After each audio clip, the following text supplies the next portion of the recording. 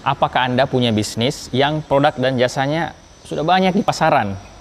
Atau mungkin Anda lagi jualan ya, Anda punya fashion ya misalnya, atau punya skincare, punya kosmetik, tapi pesaingnya banyak sekali. Nah, gimana caranya supaya kita bisa menarik target market kita atau calon pembeli kita? Nonton video ini sampai selesai ya.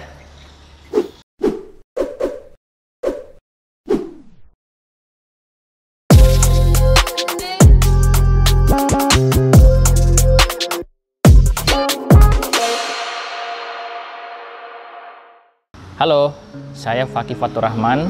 Anda sekarang lagi nonton DM 101, program belajar digital marketing untuk pemula.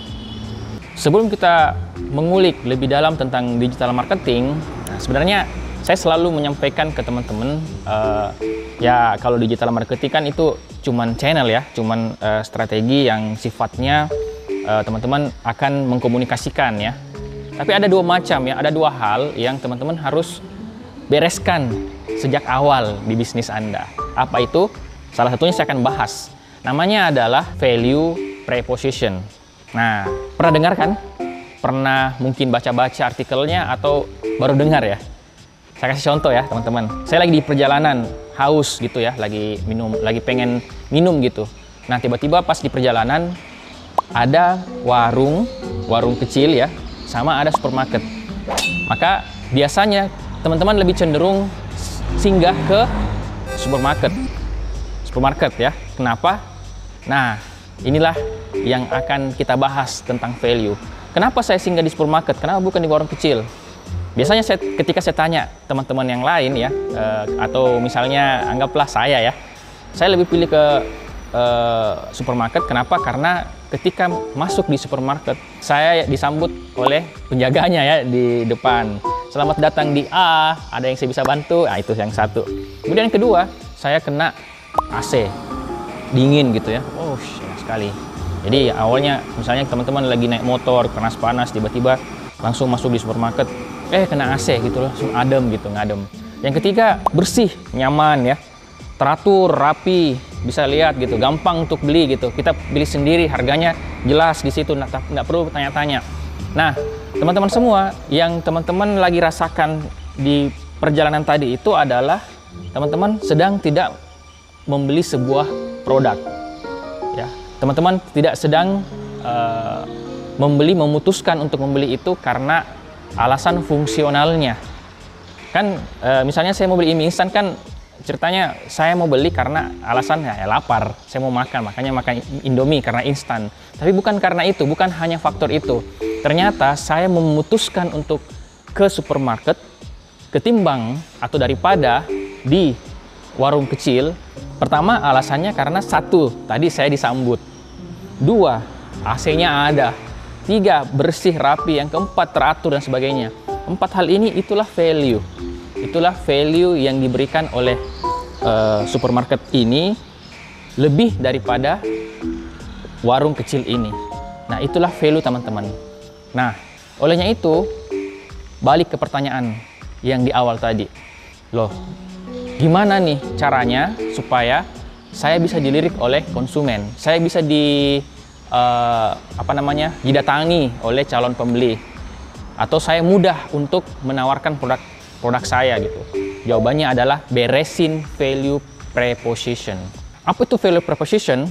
Jadi kalau value proposition itu adalah nilai manfaat produk atau layanan yang merupakan acuan pada bisnis atau pemasaran yang kita gunakan untuk memberikan alasan mengapa konsumen harus membeli produk kita atau menggunakan jasa kita. Nah, di sini teman-teman semua ya harus tahu apa yang membedakan produk saya sama produk yang lain. Oh, sama-sama bisa memutihkan kulit misalnya ya. Sama-sama bisa mencerahkan wajah misalnya. Tapi apa yang di sebelah juga sama gitu. Apa bedanya? Nah, itulah yang harus kita cari. Value-nya apa sampai orang mau beli di produk kita. Ada yang menganggap bahwa value proposition itu adalah sama dengan slogan. Bukan ya teman-teman ya. Jadi slogan itu bukan bentuk dari value proposition. ya. Slogan itu adalah salah satu cara yang baik untuk membangun dan memperkenalkan merek bisnis kita kepada calon pelanggan. Tapi slogan itu bukanlah bagian dari value proposition. Misalnya, slogan kita, wajah cerah, dompet tebal. Apakah itu termasuk value proposition? Bukan, itu cuma slogan. Value proposition itu bisa dibedah, itu bisa dicari ya, yang betul-betul menjadi solusi dari kebutuhan dari calon atau target market kita. Nah, secara sederhana, value proposition itu biasanya mengacu pada harganya lebih murah, produknya berkualitas, pengirimannya cepat, pembayarannya fleksibel, dan lain-lain sebagainya.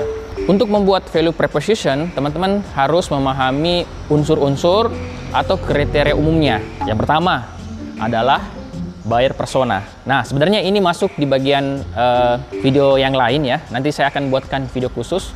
Tapi teman-teman harus tahu siapa sebenarnya buyer persona Anda, siapa target market Anda. Dengan begitu, teman-teman akan tahu, akan mudah menyusun value proposition. Yang kedua adalah pain. Jadi pengalaman buruk atau kesan yang dialami oleh customer di layanan yang sama gitu. Misalnya teman-teman jualan bakso ya, Anda mau buka warung bakso ya, atau resto lah seperti itu. Nah, teman-teman bisa tahu apa sih pain dari customer, orang yang suka makan bakso, keresahan atau mungkin pengalaman buruk yang dialami oleh customer ya di warung bakso sebelah misalnya, yang itu bisa kita pelajari. Misalnya, oh kalau warung sebelah itu kalau melayani lama banget gitu, itu namanya pain. Yang ketiga adalah gain. Jadi keuntungan yang pelanggan harapkan. Nah, ini biasanya apa yang membuat pelanggan itu, pembeli kita itu puas dengan produk atau layanan tertentu. Terus yang keempat adalah produk, ya produk atau layanan itu sendiri. Apakah produk kita atau layanan kita memang dibutuhkan oleh customer kita, menjadi solusi dari masalah mereka. Jadi selain itu, teman-teman juga perlu mengenali yang jadi fitur yang dimiliki oleh produk dan layanan. Namanya USP, Unique Selling Point. Jadi USP produk atau layanan harus dapat menciptakan gains tadi dan mengurangi pain, serta menciptakan value untuk calon pelanggan, supaya pelanggan kita tidak mudah berpindah ke merek sebelah. Terus yang kelima, harga. Harga juga bisa menjadi salah satu faktor atau unsur yang mempengaruhi value layanan kita atau produk kita. Apakah nanti harga ini terlalu tinggi atau terlalu rendah untuk segmen market kita? Oke, sekarang kita praktek ya teman-teman. Silahkan nanti masing-masing ambil kertasnya, ambil pulpennya, teman-teman praktek, kita coba-coba coret-coret ya. Jadi silahkan teman-teman jawab 3 pertanyaan ini. Semoga bisa membantu teman-teman untuk menemukan value proposition-nya. Yang pertama adalah kelebihan apa yang teman-teman bisa tawarkan kepada calon pembeli Anda. Coba tulis 3, apa kelebihannya. Yang kedua adalah apa manfaat yang diperoleh oleh pembeli Anda. Coba tulis 3 juga. Dan yang terakhir adalah sebutkan alasan mengapa pelanggan Anda harus beli produk Anda. Coba tulis juga 3 alasan. Anda akan mendapatkan 9 poin, 9 list yang teman-teman bisa olah menjadi sebuah value proposition. Teman-teman, ini yang terakhir. Ketika kita membuat value proposition, jangan sampai terjebak pada list-list tadi. Ada 2 hal, teman-teman harus clearkan ini. Kenapa? Karena inilah yang mempengaruhi value produk kita, value layanan kita terhadap bisnis kita. Yang pertama, teman-teman harus tahu visi misi perusahaan teman-teman. Harus sinkron ya, harus nyambung. Jangan sampai teman-teman bikin value murah, tapi visi Anda adalah menjadi perusahaan premium gitu kan, tidak nyambung ya. Jadi harus sinkron dengan visi misi perusahaan Anda. Dan yang kedua adalah teman harus menganalisa target market Anda ya. Ini yang paling penting, dan ini adalah video nanti yang saya akan bahas di nextnya. Kenapa? Karena belajar digital marketing itu sebenarnya cuma mengkomunikasikan ya. Anda belajar media sosial, Anda belajar yang lain-lain, itu cara mengkomunikasikan. Tapi yang memudahkan kita mengkomunikasikan sebuah produk kita atau jasa kita adalah kalau kita sudah menetapkan value preposition dari layanan atau jasa atau produk bisnis kita. Terima kasih. Sampai ketemu di episode berikutnya. Salam dari saya. Assalamualaikum warahmatullahi wabarakatuh.